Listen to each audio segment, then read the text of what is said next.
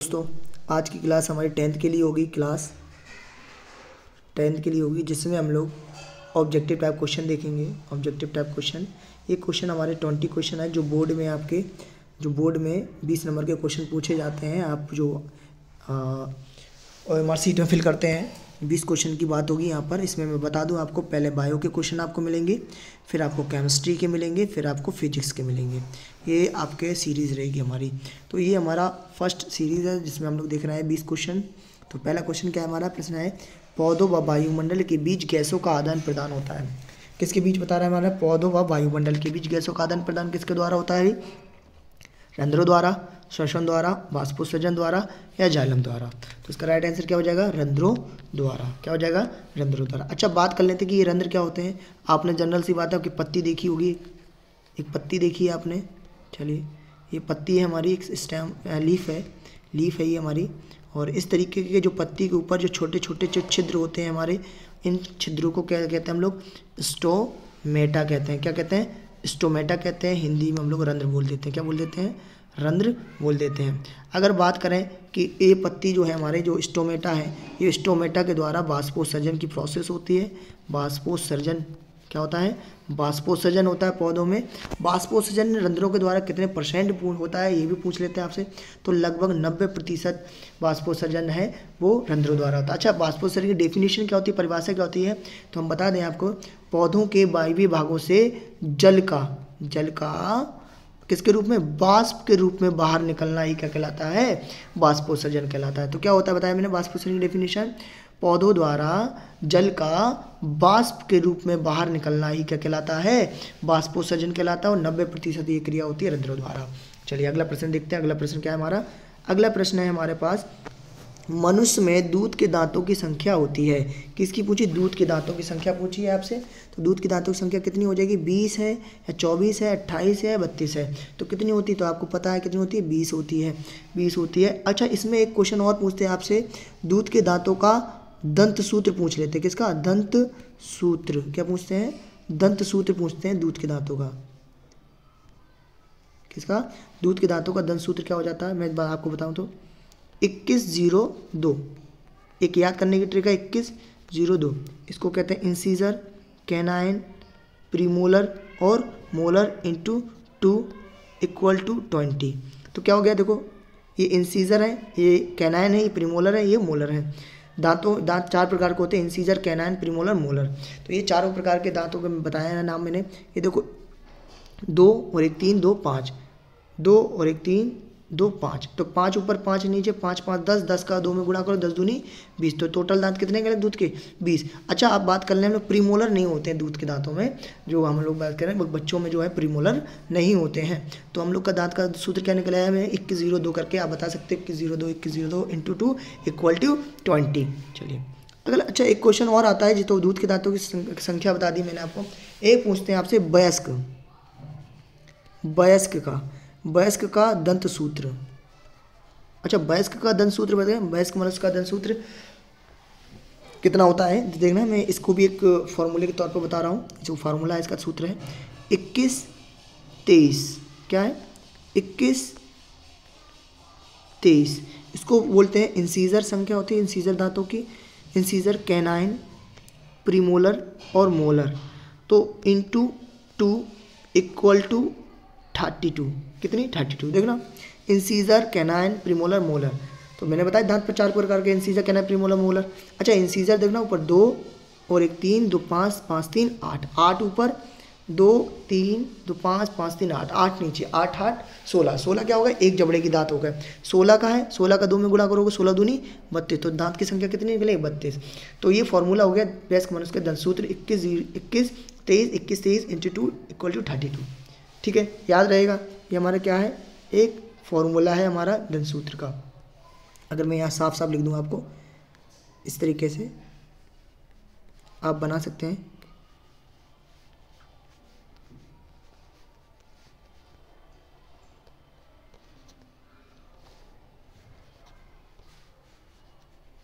ठीक है, ये हो गया इंसीजर, कैनाइन, प्रीमोलर, मोलर। ये आपका फॉर्मूला बन चुका है। ये है वयस्क का। वयस्क मनुष्य का दंत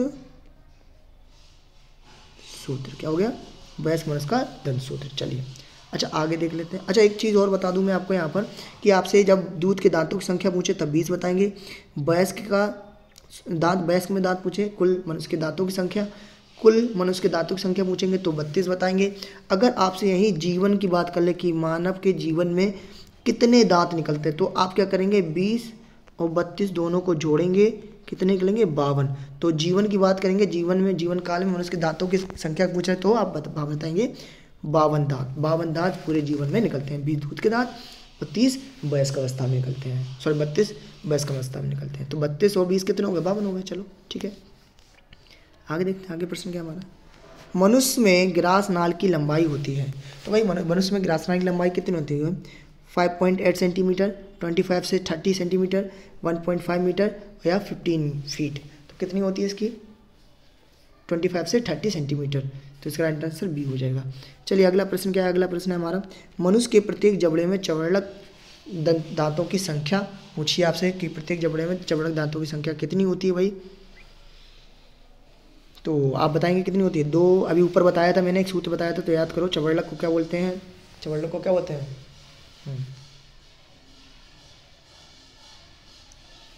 2, 4, 6 और या 8। तो इसकी संख्या कितनी हो जाएगी भाई, इसकी संख्या हो जाएगी, इसका राइट आंसर बताइए। इसका राइट आंसर आप बताएंगे कमेंट बॉक्स में। चलिए अगला प्रश्न देखते हैं, अमोनिया का यूरिया में परिवर्तन करता है, यानी कि अमोनिया का यूरिया में परिवर्तन करता है, कौन करता है भाई परिवर्तन, अग्न्याशय, यकृत, आमाशय या वृक्क। तो इसका राइट आंसर क्या हो जाएगा हमारा, अमोनिया का यूरिया में परिवर्तन करता है। तो राइट आंसर क्या हो जाएगा इसका भाई बताएं, राइट आंसर हो जाएगा यकृत, बी राइट आंसर हो जाएगा। चलिए अगला प्रश्न देखते हैं। अगला प्रश्न क्या है हमारा, फ्लोएम द्वारा भोजन का स्थानांतरण होता है, सुक्रोज के रूप में, प्रोटीन के रूप में, हार्मोन के रूप में या वसा के रूप में। तो किसके द्वारा बताया है यहाँ पर, ए सुक्रोज के रूप में। चलिए थोड़ा फास्ट करते हैं। अगला प्रश्न क्या है हमारा, मूल रोमों द्वारा खनिज लवणों का अवशोषण होता है। तो अणुओं के रूप में होता है, आयनों के रूप में होता है, यौगिकों के रूप में होता है, गैसीय रूप में होता है। तो किसके रूप में होता है भाई, आयनों के रूप में होता है। राइट आंसर बी हो जाएगा। चलिए अगला प्रश्न देखते हैं। अगला प्रश्न क्या है, अच्छा अभी यहाँ पर आपकी क्या आ गई, केमिस्ट्री आ गई। अब आपकी क्या आ गई, केमिस्ट्री आ गई। तो केमिस्ट्री में बात करते हैं जंग का रासायनिक सूत्र होता है, जंग नहीं लग जाती है, जंग का रासायनिक सूत्र पूछा है, FeCO3, Fe2O3, Fe2O3 और X2O या FeCO3 XS2। तो क्या होता है इसका सूत्र होता है हमारा, इसका राइट आंसर हो जाएगा सी। राइट आंसर क्या हो जाएगा, सी हो जाएगा। चलिए अगला प्रश्न क्या है हमारा, अगला प्रश्न है, निम्नलिखित में से कौन सी धातु अर्धवायु में संरक्षित नहीं होती है। भाई कौन सी धातु अर्धवायु में संरक्षित नहीं होती है, लोहा है, तांबा है, चांदी है, सोना है। तो क्या नहीं होती है, सोना नहीं होता। चलिए अगला प्रश्न है हमारा, अगला प्रश्न है, संगमरमर का रासायनिक सूत्र होता है। तो संगमरमर का रासायनिक सूत्र क्या होता है, CaO, CaCO3, CaSO4, CaOH का होल ट्वाइस। तो क्या होता है भाई इसका फॉर्मूला ये होता है, आपका रासायनिक सूत्र होता है CaCO3 संगमरमर का। चलिए अगला प्रश्न क्या है, अगला प्रश्न अच्छा प्रश्न है हमारा, आलू की चिप्स को लंबे समय तक विकृत गंधता से बचाने के लिए प्रयुक्त की जाने वाली गैस है। तो कौन सी गैस है, नाइट्रोजन, ऑक्सीजन, कार्बन डाइऑक्साइड या क्लोरीन। तो क्या हो जाएगा, नाइट्रोजन हो जाएगा। क्या हो जाएगा, नाइट्रोजन हो जाएगा। अगला प्रश्न क्या है हमारा, अगला प्रश्न है हमारा, चूने के पत्थर के ऊष्मीय अपघटन के फलस्वरूप प्राप्त होने वाला ठोस पदार्थ है। तो कौन सा है, CaO है, Ca है, CO2 है, CaCO3 है। तो क्या है हमारा, CaO, कैल्शियम ऑक्साइड बोलते हैं इसको, क्या बोलते हैं, कैल्शियम ऑक्साइड। चलिए अगला प्रश्न क्या हमारा, निम्नलिखित में से भौतिक परिवर्तन नहीं है। तो क्या नहीं है भौतिक परिवर्तन, बर्फ गलने पर जल बनना, जल में चीनी का विलय होना, बल्ब का जलना है, बीज का उगना। आपको जनरल तरीके से भौतिक नहीं है, बायोलॉजिकल परिवर्तन है हमारा, है ना। तो ये क्या हो जाएगा, डी हो जाएगा हमारा राइट आंसर। अगला प्रश्न क्या है हमारे पास, सूर्य के प्रकाश में अपघटित होने वाला लवण। तो सूर्य के प्रकाश में कौन सा लवण अपघटित हो जाता है, NaCl, KCl, CuCl, AgCl। तो क्या हो जाता है, AgCl। चलिए अगला प्रश्न देखते हैं। अच्छा ये आ गया हमारा अब फिजिक्स, क्या आ जाएगा, ये पोर्शन आ गया हमारा फिजिक्स का। तो देखेंगे, समतल दर्पण की फोकस दूरी होती है, वह कैसी होती है, 0, अनंत, 25 सेंटीमीटर, -25 सेंटीमीटर। तो कैसी होती है, अनंत होती है। अनंत होती है, यानी कि राइट आंसर बी हो जाएगा। अच्छा देखिए इसमें दे भी रहा है कब पूछा गया है। अच्छा अगला प्रश्न क्या हमारा ये रहा।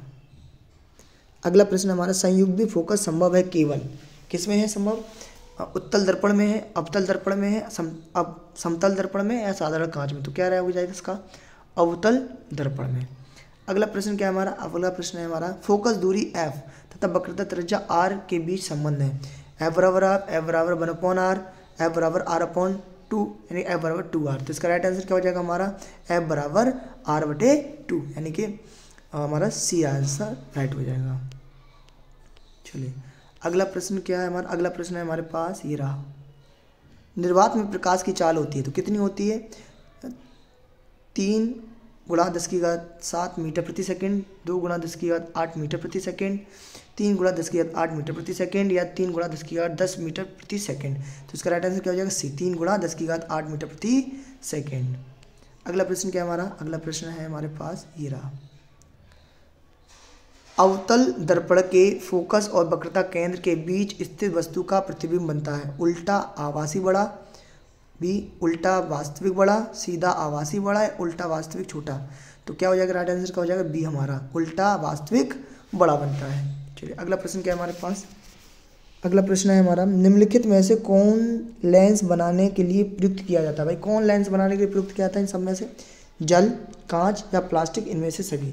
तो भाई सभी, जल भी यूज़ किया जाता है, कांच भी और प्लास्टिक भी, तो इनमें से सभी राइट आंसर हो जाएगा। चलिए ये हमारे कितने क्वेश्चन हो गए, ये हमारे हो गए 20 क्वेश्चन हमने कर लिए हैं। ये आपकी क्लास 10th के लिए था, इंपॉर्टेंट क्वेश्चन थे हमारे। हम ऐसे ही और भी सीरीज़ लाएंगे। ये 20 क्वेश्चन की सीरीज़ थी, आपके जो MCQ बेस्ड क्वेश्चन आते हैं जो आपका इम्पोर्टेंट रहेंगे 2024 के लिए। चलिए आज के लिए इतना ही, धन्यवाद।